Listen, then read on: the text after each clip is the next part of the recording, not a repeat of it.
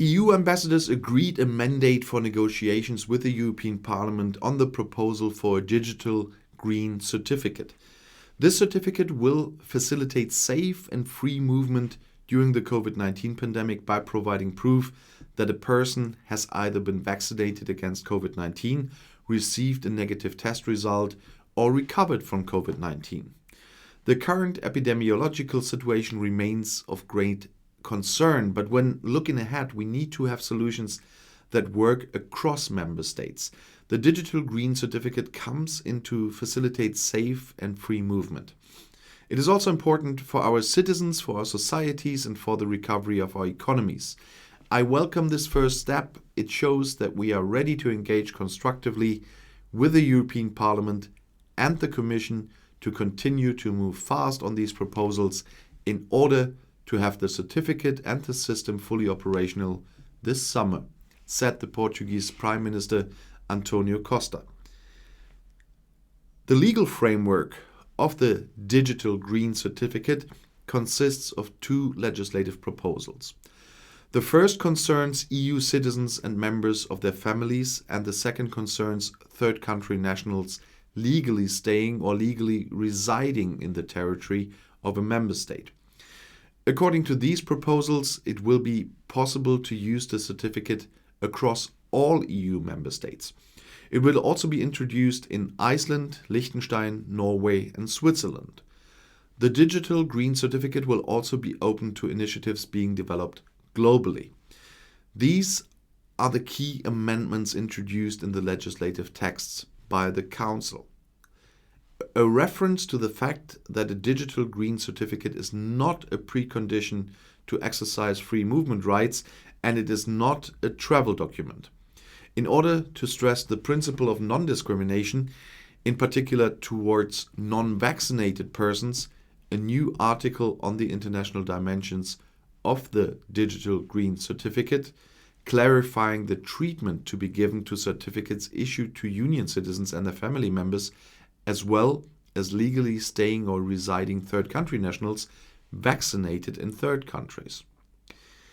And the data protection provisions have been strengthened throughout the text of the main regulation, in particular on the basis of the joint opinion of the European Data Protection Supervisor and the European Data Protection Board. And the text now includes a transitional provision to ensure that member states can continue using the systems they currently have in place during a short period of 6 weeks after the entry into force of the main regulation and until the digital green certificate framework is fully operational on their territory. The text of the draft regulation contains a provision enabling Ireland and the other member states to mutually accept certificates issued to third country nationals based on reciprocity.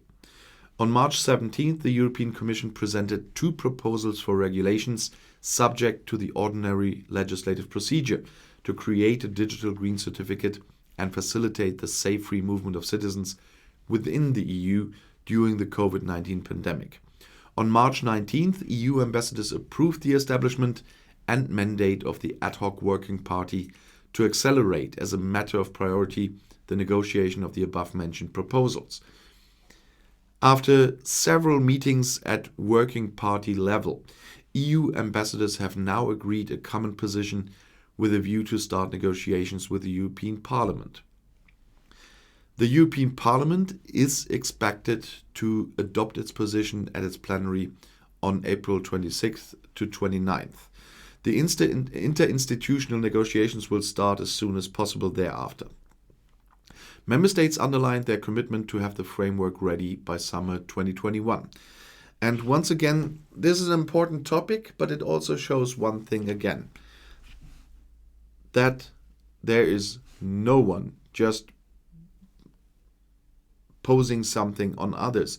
There is a democratic process how these things are dealt with in the European Union. And who still denies that still hasn't understood a thing and haven't listened to anything and hasn't read anything. That is just another proof here. And so there are flaws in the European Union, but it is a democratic process which should be improved. I'm with you on that one. If you're one of those people, I'm right with you. But it is a democratic process, and this mandate here shows once again how this is working. And that's why I wanted to bring this video, not only because of the important topic, but also it shows how something like this works. And if you want to stay informed, please subscribe to my channel. Auf Wiedersehen.